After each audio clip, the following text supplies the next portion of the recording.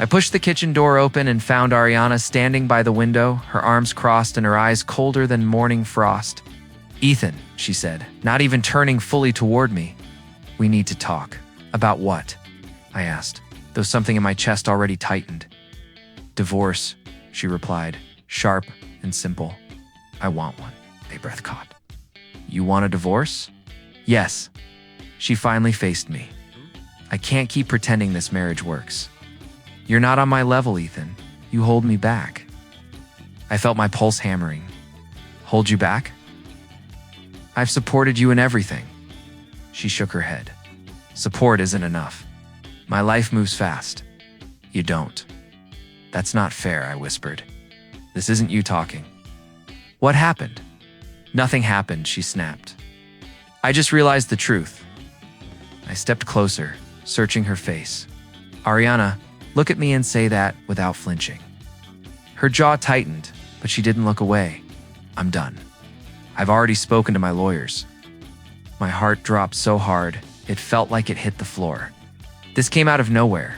"Didn't," she said. "You just didn't notice."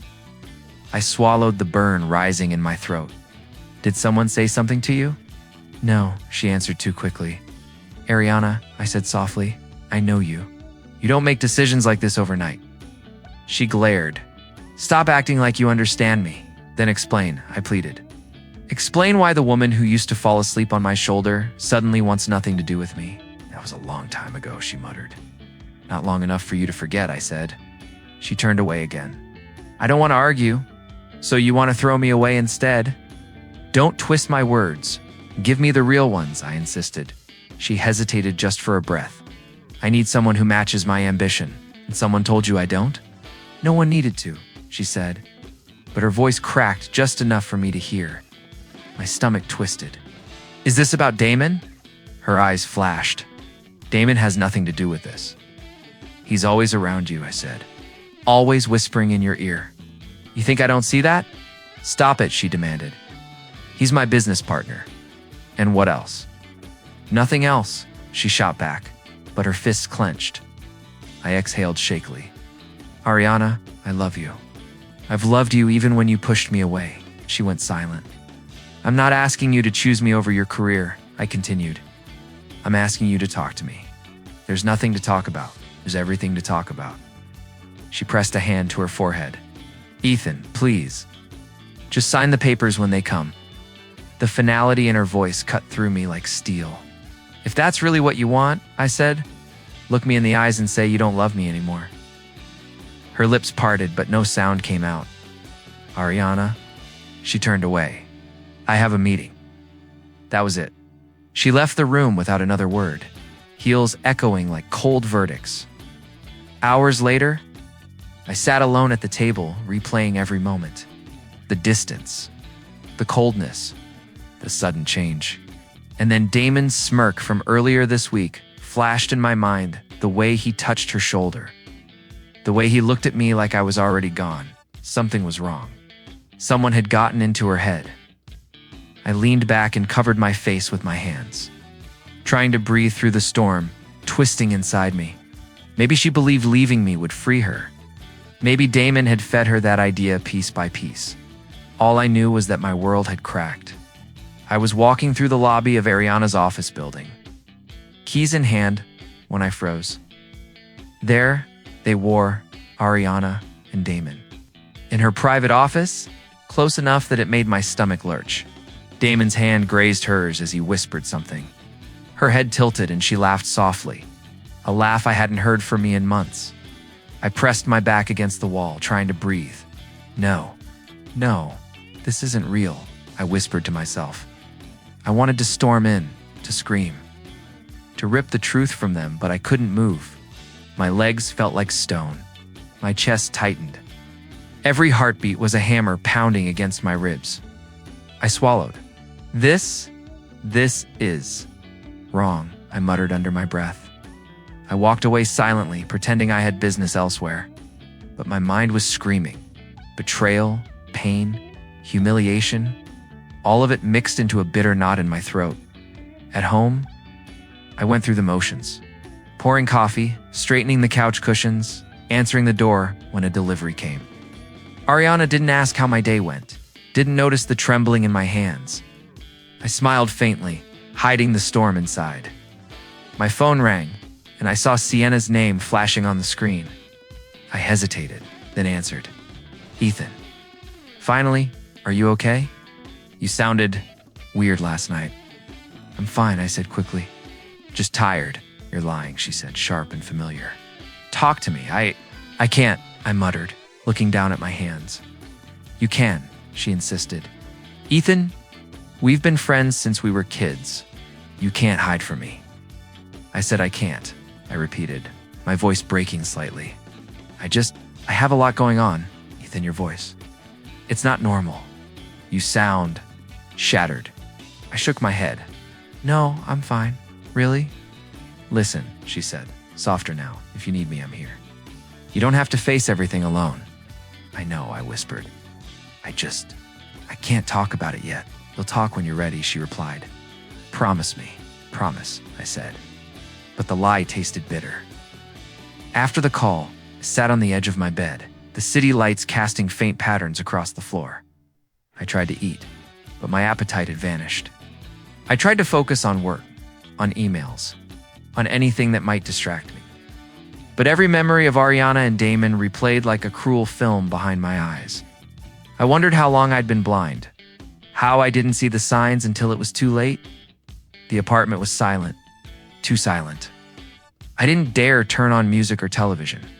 I couldn't risk anything breaking the spell of pain wrapping around me. Finally, I lay down, staring at the ceiling. The room was dark, but my mind blazed with every whispered word I hadn't heard. Every touch I wasn't supposed to see. How did love turn into this? I murmured. How did everything I believed collapse so fast? I rolled onto my side, curling into myself. The betrayal was a living thing inside me, sharp and relentless. My chest felt hollow, my throat raw, my mind spinning. I didn't cry, not yet, but I knew sleep would bring no relief. I would lie awake staring at the ceiling, wondering how a life that felt so secure could unravel in a single heartbeat. And somewhere deep down, realized the worst wasn't just losing Ariana. It was realizing I'd been powerless to stop her, powerless to save what I thought was ours. The room was filled with the hum of conversation, the clinking of glasses, and Ariana's sharp laughter cutting through it all. I followed her in, smiling faintly, trying to appear normal.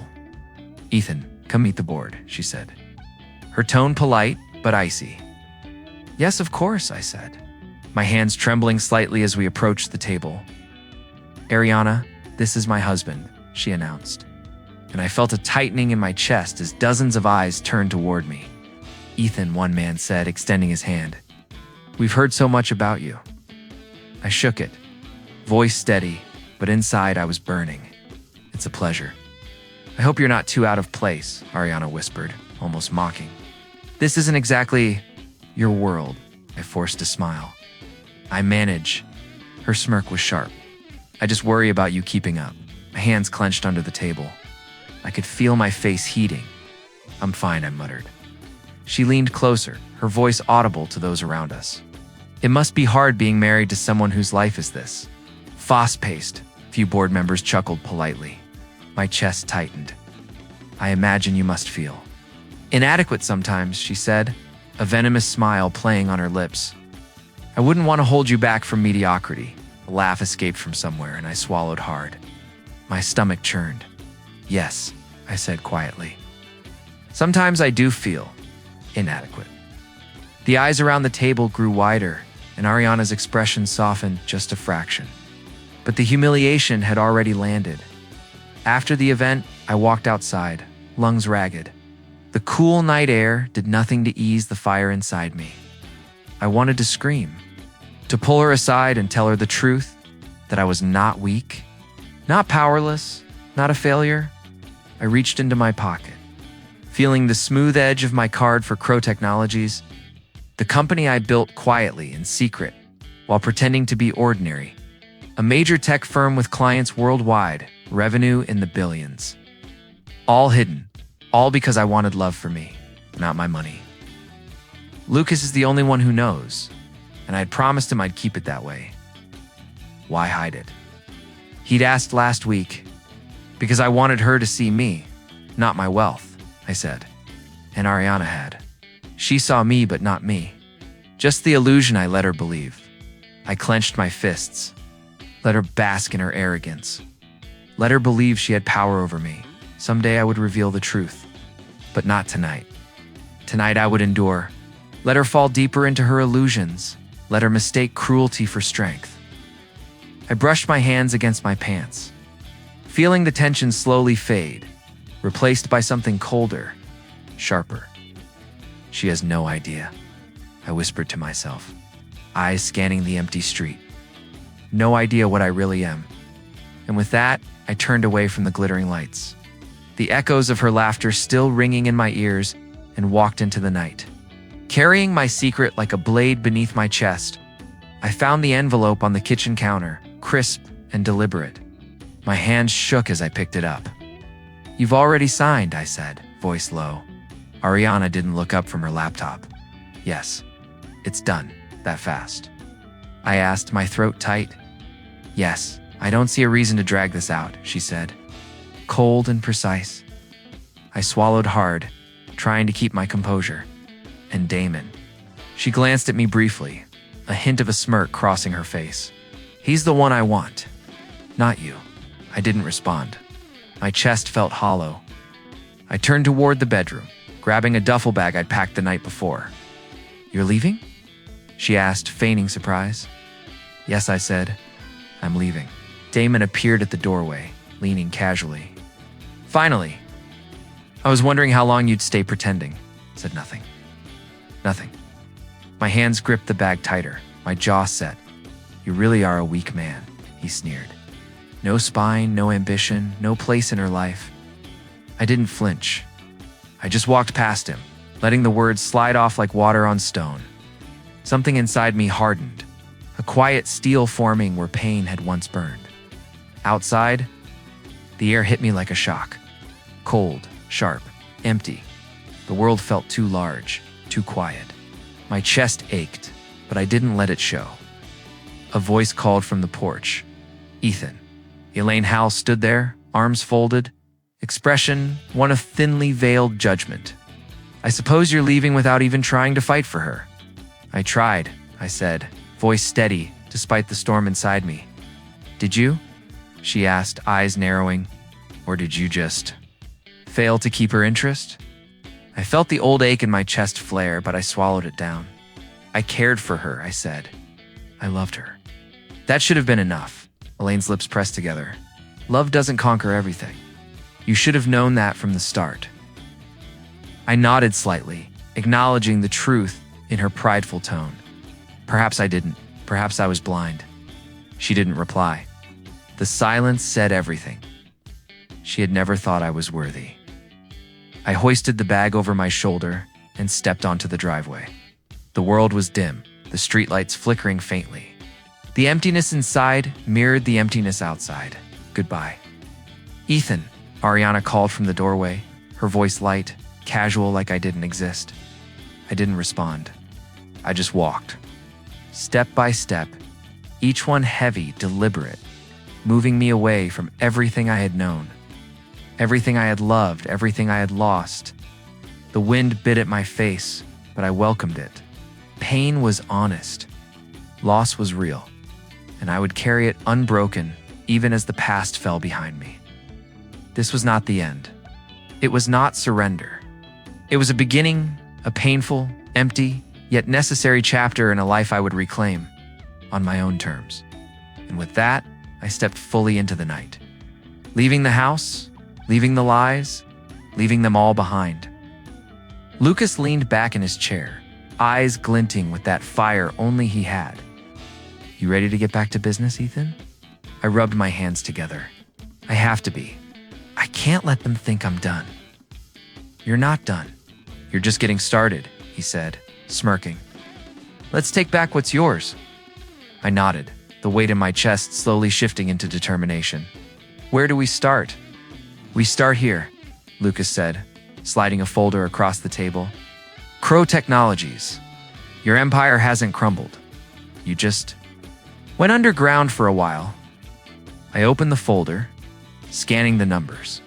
My heart raced. Investors, assets, patents, everything's intact. Exactly, Lucas said. Now, it's time to grow stronger. I took a deep breath. I'll need help. Someone sharp, someone I can trust. I raised an eyebrow. I already know who that is. The next day, Lena Carter walked into my office. Mr. Crow, she said, hand extended. I hear you're rebuilding. I'd like to help. I shook her hand. I'm listening. I've managed high-level operations before, she said. I know when to push, when to hold back. I can make sure every move counts. I smiled faintly. Welcome aboard, Lena. We'll need every advantage. Meanwhile, across town, I heard whispers about Ariana and Damon. Damon's taking too many risks. One investor muttered at a gala I wasn't invited to. His temper isn't helping, another added. Ariana doesn't seem to see it. I leaned back in my chair, sipping coffee, letting a small smile cross my face. Karma, I thought. Damon's arrogance was unraveling her carefully built world. Investors hesitated. Project stalled. I heard Ariana yelling at him on a call once, and the frustration in her voice was unmistakable. She's finally seeing him, I whispered to myself. Too late, though, and came the call I had been waiting for. Christopher Ward. Ethan, he said, I've been watching your moves. I want in. Your vision, your strategy, it's exactly what I've been looking for. I'm investing. My chest tightened with satisfaction. Christopher, you have my thanks. We won't let you down. Won't, he replied, a tone of confidence I hadn't heard in years. I hung up, letting the news settle. This was the turning point. Every careful decision, every patient step was paying off. Lena slid a file across my desk. We've outlined the next 6 months. Growth, acquisitions, market leverage, everything ready for execution. I glanced at her. You've done your homework. Always, she said, eyes sharp. We're rebuilding. Stronger, faster, smarter. I leaned back, letting the feeling wash over me. Confidence, determination, power quiet, deliberate, unstoppable. Lucas came by later, clapping a hand on my shoulder. Look at you, Ethan. You've turned the pain into fuel. I exhaled slowly. And Ariana? She'll see it eventually. Damon won't last. She'll remember what she lost, what she had with me. Patience, kindness, respect. Things Damon could never give. Lucas grinned. Let's make sure she regrets every choice. I'm not doing this for revenge, I said. I'm doing it for myself. For the life I deserve. Night fell, and I stayed at the office, looking over projections, calls, and strategy plans. The city lights flickered below. My empire was rising quietly, steadily, while theirs began to crumble. And I finally felt the satisfaction of taking back control. I was in the middle of reviewing projections when my phone buzzed incessantly. Ariana's name flashed across the screen. I stared at it, breathing slow, steady. I didn't answer. Her messages poured in, one after another. Ethan, we need to talk. Please, pick up. I didn't know. I swear. I pressed the phone down. Lena raised an eyebrow. That's persistent. Persistent, I muttered, but irrelevant. Just then, Miles Grant called. Ethan, we need to discuss Damon Wolf, his embezzlement and fraud. Everything's been uncovered. I leaned back in my chair. Go on. Miles' voice was steady, professional. He's facing multiple charges. Investors are backing out. Ariana's company is collapsing. And the best part, you are officially recognized as the controlling owner of your company. Publicly, I let the words settle. Finally, the truth was out. I wasn't the powerless, broken man she believed me to be. A knock sounded at the door. Ariana's voice trembled. Ethan, can we talk? I didn't answer. Lena peeked over my shoulder. Ignore it, she said. This isn't your problem anymore. Her words echoed inside me. They were right. I had rebuilt myself. Stronger, smarter, better. I wasn't hers to control or break anymore. The phone buzzed again. She was calling and messaging simultaneously. "Please, Ethan, I need to see you." I didn't know who you were. I didn't understand. I stood slowly, hands in pockets, voice calm. "I understand now, Ariana. I understand everything." Her face appeared in my office doorway moments later, eyes wide, pale. "You? You own everything? All this?" I nodded. "Yes. Everything Damon tried to destroy, I built quietly. I didn't tell you because I wanted honesty, love without influence, and now it's public." Tears welled in her eyes. "I thought I needed Damon. I thought I was safe with him. I was wrong. So wrong." I remained silent. Silence was my shield, my answer. I wasn't the same man she left behind. Miles Grant entered, documents in hand. "Ariana, Damon's misdeeds are extensive. All evidence is filed, all legal procedures in motion. Your company's investors are pulling out. The board is already making emergency decisions." She staggered back, covering her mouth. I can't. "How did this happen?" "Your choices," Miles said bluntly. "You ignored warning signs, trusted the wrong person, and overlooked Ethan Crow's discretion and foresight." I watched her crumble. Part of me ached, memories of what we had, what I lost. But the larger part, the part that survived, felt nothing but clarity. She shattered me once. She doesn't get a second chance. Ariana sank to the floor, phone in hand, calling again, hoping I'd answer. Waiting outside the office, pacing, she was frantic, pleading. I leaned back, watching the chaos she helped create. "You wanted power, control, and you lost it, piece by piece." She looked up, desperation raw. "Ethan, please. I never meant to hurt you." I cut her off softly, firmly. "You did, and I remember.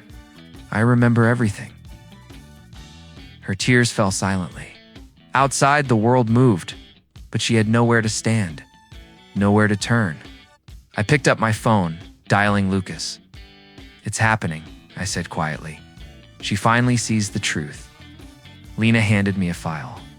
"Everything's ready. Investors? Expansion plans? Your empire is stronger than ever." I nodded, voice steady. "Good. Let her watch. Let her realize what she threw away. I've moved on, but I will not forget. And I will not let her destroy me again." I exhaled, leaning back, the city lights reflecting off the glass. She saw the truth, but I had long moved past needing her approval, past the pain. The world was mine to rebuild, and she was no longer part of it. The office door opened slowly, and there she was, Ariana, trembling, tears streaming down her face. "Ethan, please," she whispered. I didn't move at first. My hands were in my pockets, heart thudding. "Ariana," I said carefully, "what are you doing here?" She took a step closer, voice breaking. I had to see you. I need you to know. You were the only man who ever truly loved me." I let out a hollow laugh. "Was I?" I asked softly, trying to keep my voice steady. "Was I really?" She nodded, sobbing. "Yes. I was blind, I was foolish, and I let him manipulate me. Damon, he was never what I thought he was. But you were always honest, always patient." I clenched my fists, feeling the old pain flare. "You walked away. You chose him over me. You humiliated me, Ariana. Do you even understand how that felt?" Her tears fell faster. I know now, and I'm so sorry. I never meant to hurt you." "I'm listening," I said, though my chest felt tight. My hands trembled slightly, betraying the calm I tried to show. "I see it now. Every time you were kind, every time you were patient, it meant more than I realized. You were everything I needed, and I didn't see it." I swallowed hard. "And Damon, he's gone now." At that moment, Detective Rowan Pierce entered, holding a file. "Ethan Crow, Ariana Hale, Damon Wolfe is officially under arrest Financial crimes, fraud, embezzlement, everything has been documented. He won't hurt anyone else. Ariana's head whipped toward him. Arrested? Yes, Rowan said firmly. And before you ask, Damon's been informed of his charges. He'll face trial. I watched as Ariana's eyes widened, guilt and relief mingling. I can't believe this is happening, she murmured. Believe it, I said. And remember, this is the result of choices. Ariana sank to her knees, crying, Ethan, I threw away the best thing I ever had. Her voice faltered. And Damon, he betrayed me. But Detective Rowan's voice cut through sharply. Ariana, Damon's final words to you were, you threw away the best thing you ever had. Her body shook violently. I know. I know now. Please, give me another chance. Please, Ethan. I'll never hurt you again. Isla stepped back, letting the space between us hold the weight of every memory, every betrayal. My mind spun. Part of me remembered the warmth of her hand, the laughter we shared, the quiet moments she had once cherished. But the larger part remembered humiliation, the nights spent awake with pain twisting inside. It's the betrayal by someone I had trusted completely. I don't know if I can, I whispered, voice raw. She reached for me, desperate. I'll wait. I'll prove it. Anything. Just don't shut me out forever. I looked past her, seeing Sienna standing by the window, arms crossed, watching silently. Her face was unreadable, but her eyes held fear of what choice I might make. Fear for my heart. I loved you, I said finally, my voice breaking. But love isn't enough when trust is gone. When everything you believed about us was shattered. I don't know if I can go back to the man I was. Ariana's sobs choked her. I'll do anything. Anything to fix this? I shook my head slowly.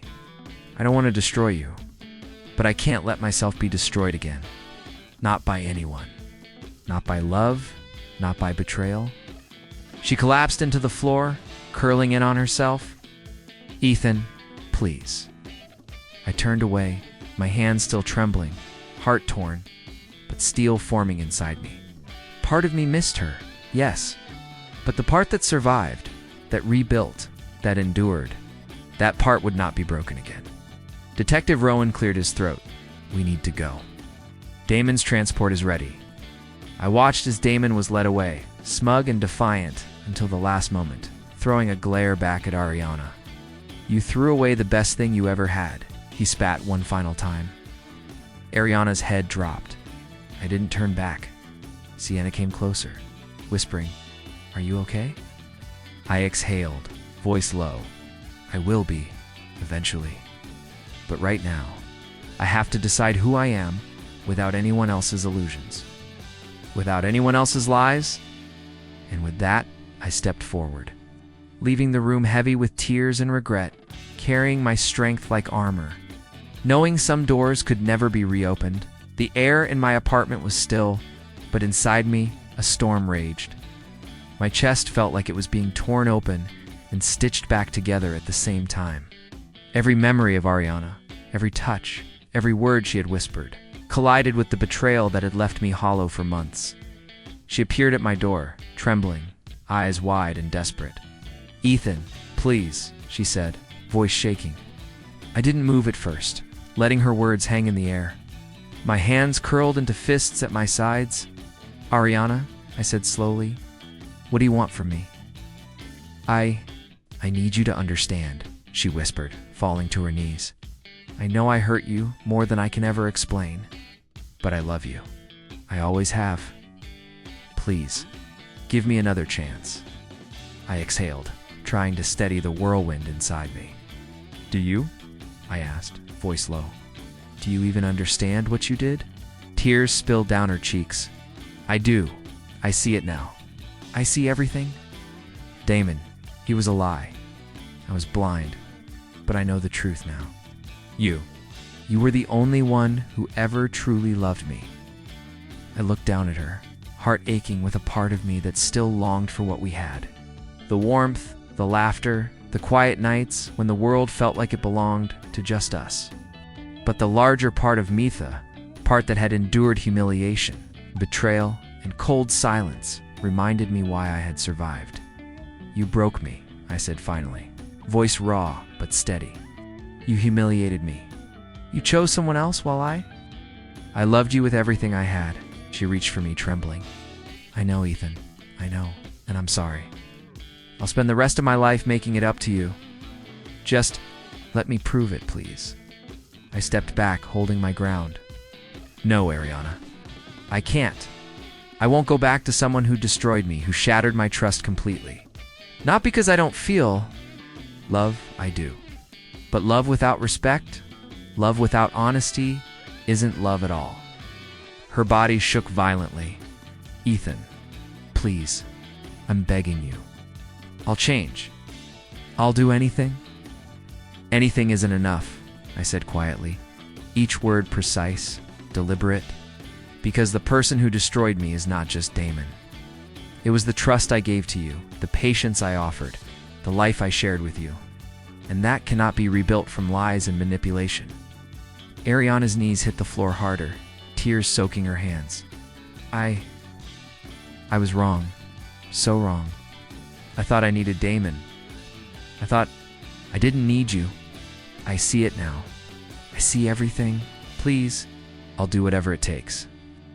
I turned my gaze away, letting her anguish settle around me, heavy and undeniable. My mind replayed every betrayal, every moment of humiliation, every night I cried alone. But it also remembered the months I rebuilt myself, stronger than before. A life I reclaimed without her interference. Sienna appeared at my side quietly, hand brushing mine. She didn't speak, didn't judge, just presence, steady and grounding. I felt my chest unclench slightly, the storm inside me settling into clarity. "I can't," I whispered finally, voice soft but firm. "I choose myself. One choose healing. I choose peace. I won't allow myself to be broken again by someone who once promised love and delivered pain. I will not let my life be defined by the mistakes of the past." Ariana's head fell into her hands, shoulders shaking. You're leaving me?" "Yes," I said. "I'm walking away. And I hope someday you understand that love isn't enough when trust is destroyed. You have to face the consequences of your pride, of your choices. And I have to face my own life. Free from betrayal, free from the past." She whispered something I barely heard, choked through sobs. I see now. I see what I lost." I nodded, a quiet acknowledgement. Not for her, but for myself. I had rebuilt from the ashes of heartbreak, from the weight of humiliation. I had reclaimed my strength, my dignity, my power to choose myself. I took a step forward, then another, leaving the apartment behind. Sienna fell into step beside me, silent but steady. The morning air was crisp, the sun low on the horizon, and every breath felt like freedom. The world seemed quieter, softer, more honest. I exhaled, letting the tension leave me. "It's a new beginning," I murmured. "A chance to live for myself, without shadows, without regret. To honor my own worth, my own strength." Sienna glanced at me, a small smile on her lips. "You're stronger than you realize." I nodded, eyes on the horizon. "I've learned that, and I'll never forget it. Healing is my choice, peace is my choice, and my life. My life is mine to live." The city woke slowly around us, the streets emptying, the sun rising over everything I had endured. And in that quiet, golden light, I finally felt whole. I looked at Sienna. "Let's go. There's a future waiting, one I choose for me." She smiled and fell into step beside me. And together, we walked into the morning, leaving the past behind, leaving broken illusions behind, stepping into a life of quiet justice, self-worth, and the peace I had fought so hard to reclaim.